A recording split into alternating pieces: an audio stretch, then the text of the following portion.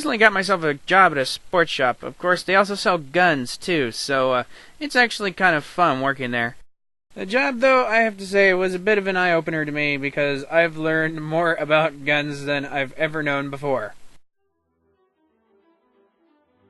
Hello and welcome again. This is the Panda from Panbangaming, and we'll be reviewing World of Guns, a game developed and released by Noble Empire Corporation in 2014. If you don't like guns, well, you can look somewhere else, as I had this game on Steam and it is free to play, but offers paid packs for guns which you both can and can't get via the in-game options and progression. So as we continue on, I'm going to take the opportunity to lock and load a few rounds into the chamber and get going on this review. With all of that intro stuff out of the way, let's get the ball rolling and move on to graphics now, shall we? And with that, we get to moving to the textures.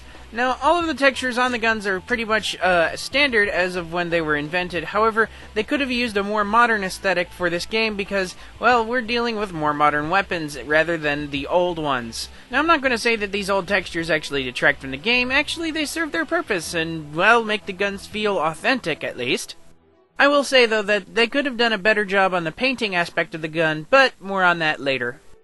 Going on to animation, they actually make you feel like you're actually taking apart the gun, with every single part animated to look like it's being unfastened, unscrewed, unhooked, undone in any sort of way to facilitate the disassembly and assembly of the gun.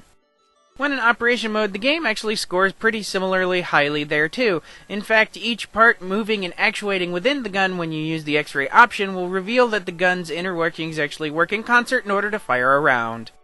Moving into effects, there's actually not much to discuss about here. While they do include a simplistic muzzle flash and the effects for the flashlight and the laser, they don't really add much more than that. While some say that this game should be pretty simplistic and kept that way, I feel that they could have added a bit more in the terms of effects that could have been applied to the guns themselves, as well as the muzzle flashes that could have been used. In conclusion for this category, while I feel that texturing and modeling was actually done pretty well, the effects leave something to be desired and have a lot of room for improvement. Overall, the graphics gets a C ranking. Going on to audio.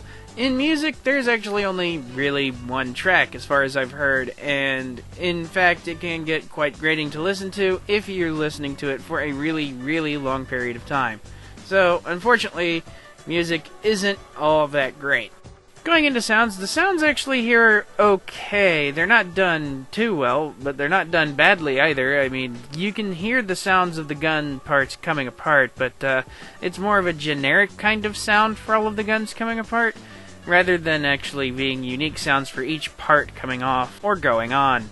Going into the firing sounds, they're actually a bit more simplistic, using a more movie-style firing sound rather than an actual firing sound of the gun, which would have been nice if they included. However, they didn't, so it kinda suffers in this respect. Overall, in the sound quality, while they actually did put sounds here, they weren't terribly innovative, so I'm going to give the sounds category a D rank. Lastly, on gameplay. Going to the controls and peripherals, it actually controls pretty well with a mouse, using the left and right mouse buttons as well as the middle in order to pan, zoom, and rotate the gun.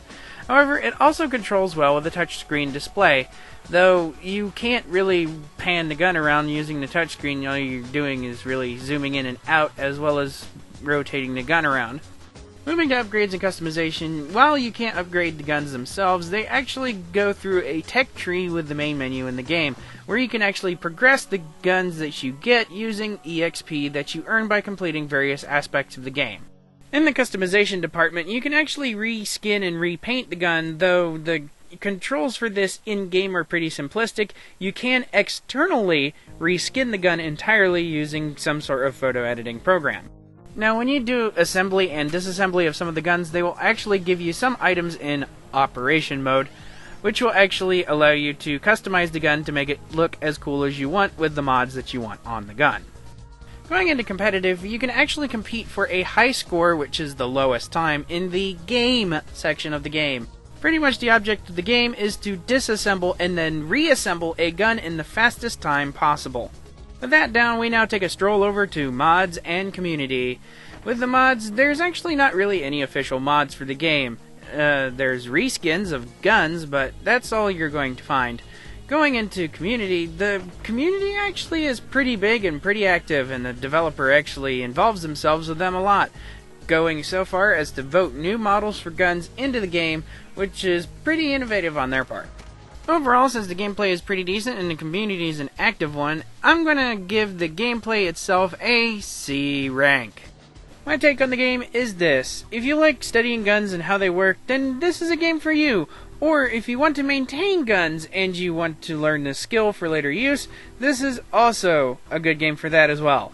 Though, even if you're not into one of those things, then don't turn your tail on this game. It's actually still a well-designed game. So to you, my statement is this: if you're into this sort of thing, get it. If not, go ahead and try it out anyway, because after all, this game is free to play. So in totality, I will be giving this game a C rank. And that wraps it up for another game review on Panbangaming. Be sure to blast that like button, and if you hate us or love us, then comment and subscribe. Please do visit our webpage at shadowfoot.net. Once again, this has been Pan the Panda from Panbangaming, and I'll see you on the next one.